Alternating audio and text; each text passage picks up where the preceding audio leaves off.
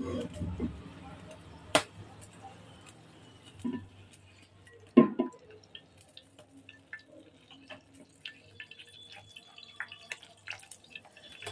আলাইকুম, কেমন আছেন সবাই?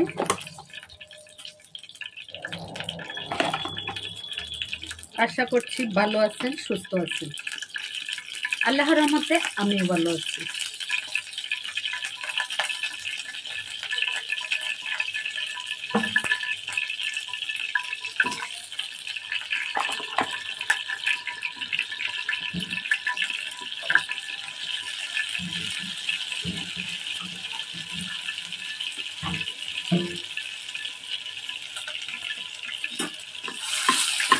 রসুন দিলাম, আদা দিলাম,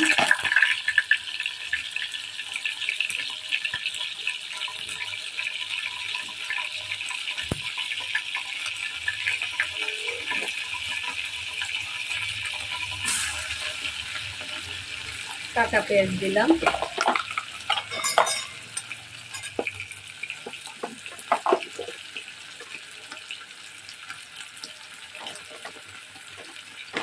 একটু পিসা পেঁয়াজ দিয়ে দেবো, কারণ দুইটা মিলেই রান্না করা হয়, দুইটা মিলে একসাথে রান্না করি। তো আমি এগুলোর সাথে মুরগিটাও দিয়ে দেবো, একসাথে ভাজি। রসুন আদার সাথে যদি মুরগিটা ভাজি হয় তাহলে মুরগিটার কোনো গন্ধ থাকে না।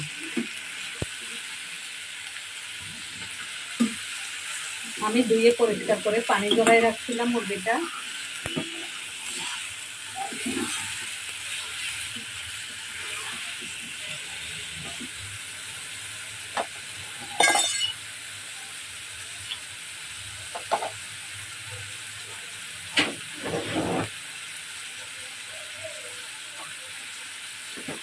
লবণটা দিয়ে দেবো এখন।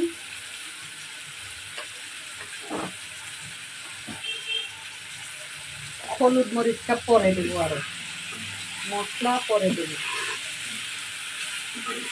আগে আদা রসুন গলে আসো।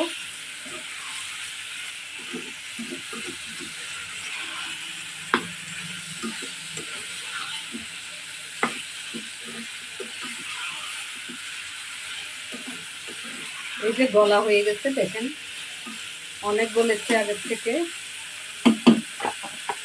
আর কিছু দেবো কিনা চিন্তা করতেছি।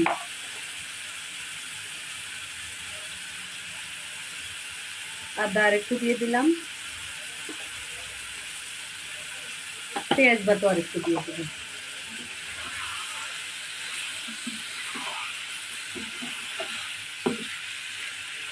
আপনি যখন মুরগি রান্না করবেন অনেক রকমের রান্না করবেন। এই সহজ পদ্ধতিটা হচ্ছে যারা ছেলেরা মেসে থাকে, যারা মেয়েরা রান্না করতে পারে না তাদের জন্য, যারা মেয়েরা রান্না শিখতে করতে পারে না তাদের জন্য এই সহজ পদ্ধতি। আপনি মশলাটা দিয়ে দিবেন, মশলাটা ব্লেন্ডার করে কিউব করে রেখে দিবেন, এখান থেকে কিউবটা দিয়ে দিবেন। দিয়ে দিলে মশলার সাথে সাথে আপনি মাংসটা দিয়ে দিলেন।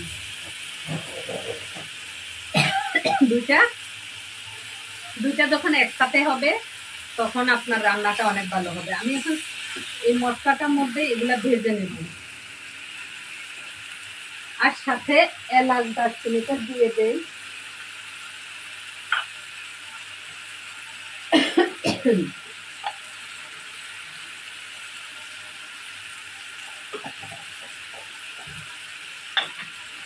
দুই তিনটা গোলমরিচও দেবো।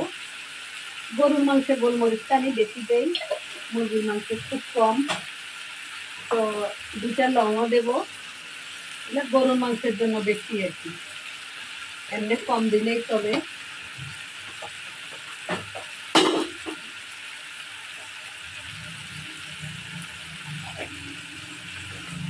এখানে আমার হাতে বানানো একটা মশলা আছে, এটা থেকে একটু দিয়ে দেবো। খুব বেশি কোনো কিছু দেবো না। আর এখানে হলো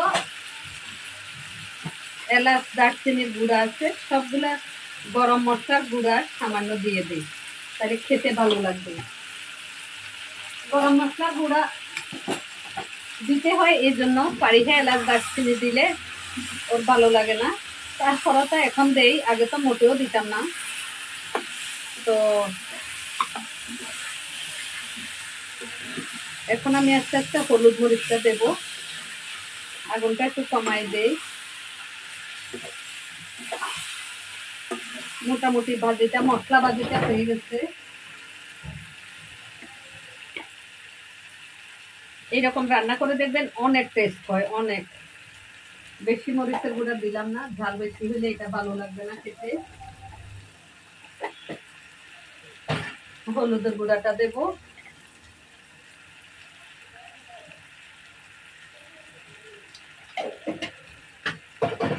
একটু জিরার গুঁড়াও দেব। মাংস তো কম রান্না করছি, বেশি রান্না করবো না।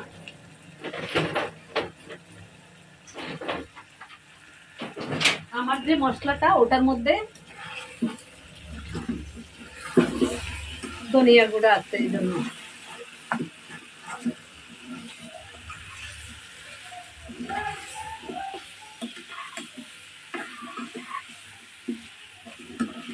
আপনাদের কার কার আমার রান্না ভালো লাগে তারা পুরো ভিডিওটা দেখবেন এবং লাইক কমেন্ট শেয়ার করবেন। পারেন যদি একটা স্টার গিফট করেন, স্টার গিফট করলে ভালো লাগে, খুশি লাগে, মানে ভিডিও করার আনন্দটা বেড়ে যায়, তখন অনেক ভালো লাগে।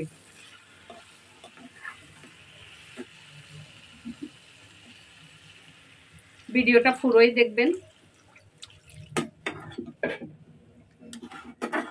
কালারটা অনেক সুন্দর হয়েছে, মাশাআল্লাহ।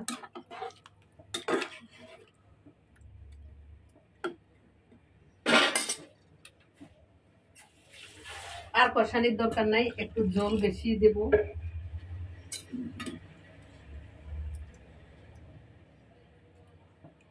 লবণটা দেখি,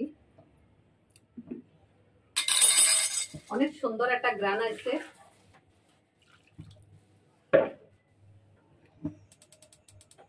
এটা বেশি শুকাবো না, একটু জল জলে রান্না করবো। অনেকবার মিলে জল দিলাম, বেশি জল দিতে ভয় লাগে আসলে। এখন ঢাকনাটা দিয়ে রাখবো।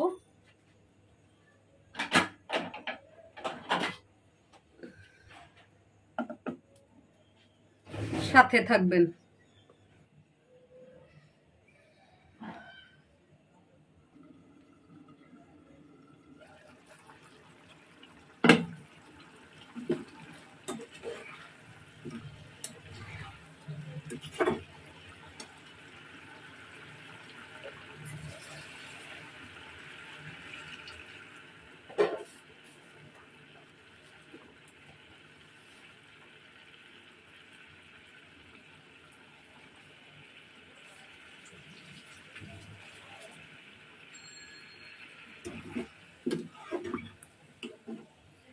একটু জল রাখবো তো, এই জন্য জলটা শুকিয়ে গেছিল, এই জন্য আর একটু পানি দিয়ে দিলাম, একটু জল থাকবে। আমি ডালও রান্না করেছি, অনেক মজা হয়েছে ডালটা। তো তারপরেও একটু ধনিয়া পাতা আজকে দিয়ে দে, আমি কখনো মাংসে ধনিয়া পাতা দেই না, তারপর আজকে দিলাম।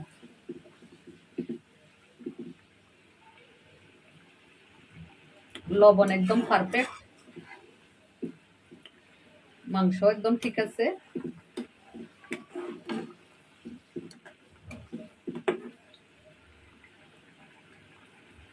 আমার একটা ছোট বোনে বলতো,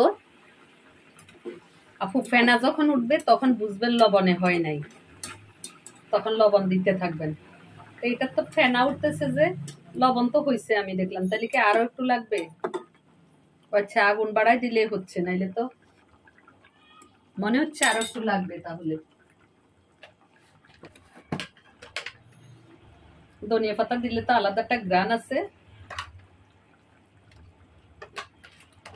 আর একটু লবণ দিয়ে দিলাম। তো এটা এখন খুব খাওয়া হবে না, এটা এইভাবেই থাকুক। আমি এই ফাইনাল লুকটা দেখাই দিলাম আপনাদেরকে। আল্লাহ হাফেজ।